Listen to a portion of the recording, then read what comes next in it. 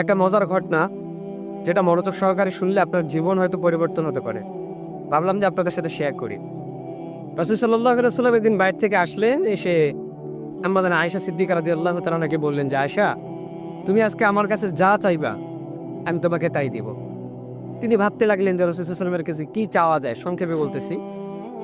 আবার এটাও ভাবতেছেন যে আমি না জানি এমন কিছু জিনিস চেয়ে বসি, এমন কোনো কিছু কথা বলি যাতে রাসূল সাল্লাল্লাহু আলাইহি ওয়াসাল্লাম কষ্ট পায়।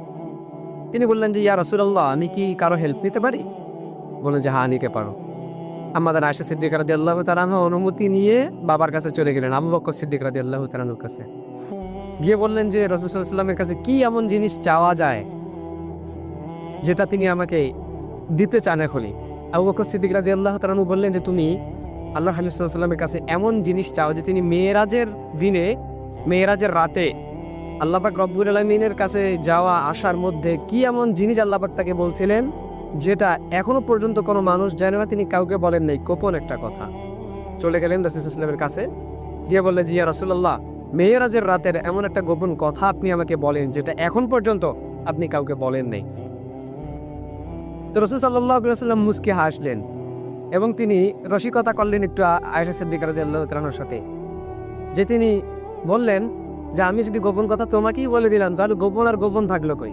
তো তিনি বলতেছেন, দেখো আয়েশা, গোপন কথা এটা যে আমি এখন পর্যন্ত কাউকে বলি নাই যে কোনো ব্যক্তি যদি দুনিয়ার মধ্যে কারো ভাঙ্গা মন, ব্যথিত হৃদয় যদি জোড়া লাগিয়ে দেয়, তো আল্লাহ পাক রব্বুল আলামিন কিয়ামতের দিন হাসরের ময়দানে তাকে বিনা হিসাবে তাকে জান্নাত দিয়ে দিবেন। সুবহানাল্লাহ। তো তিনি আবু বকর সিদ্দিক রাদিয়াল্লাহু তাআলা আনহু কিন্তু ওয়াদা নিয়েছিলেন যে, আয়েশা, তুমি কথাটা শুনেই তুমি আমার কাছে এসে বলবা। তো কথা মতো তিনি চলে গেলেন, বাবার কাছে গিয়ে বললেন যে, রাসূল সাল্লাল্লাহু আলাইহি ওয়াসাল্লাম বলছেন যে গোপন কথা হচ্ছে কেউ যদি ব্যথিত কারো হৃদয়, কারো ভাঙ্গা মন যদি জোড়া লাগিয়ে দেয়, তো কিয়ামতের দিন আল্লাহ পাক তাকে বিনা হিসাবে জান্নাত দিবেন। এই কথা শুনেই আবু বকর সিদ্দিক রাদিয়াল্লাহু তাআলা কান্না করতে শুরু করলেন।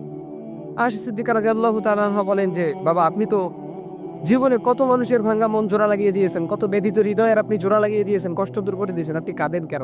আপনার তো বিনা হিসাবে জান্নাত পাওয়া উচিত। আবু বকর সিদ্দিক রাদিয়াল্লাহু তাআলা আনহু বললেন, তুমি একটু কথাটাকে উল্টোভাবে ভাবো। না জানি আমি নিজের অজান্তে কত মানুষের মন ভেঙে ফেলেছি, নিজের অজান্তে কোনো মানুষের হৃদয়ের মধ্যে আমি কষ্ট দিয়ে ফেলেছি। কিয়ামতের দিন যদি আমার হিসাব চার আল্লাহ পাক যদি বিনা হিসাবে আমাকে জাহান্নাম দিয়ে দেন, তো আমার ফয়সালা আমার সেদিন কি হয়ে যাবে? আমি কি করবো সেদিন? আমার কোনো কিছুই করার থাকবে না, আমি বড় ক্ষতির মধ্যে পড়ে যাও।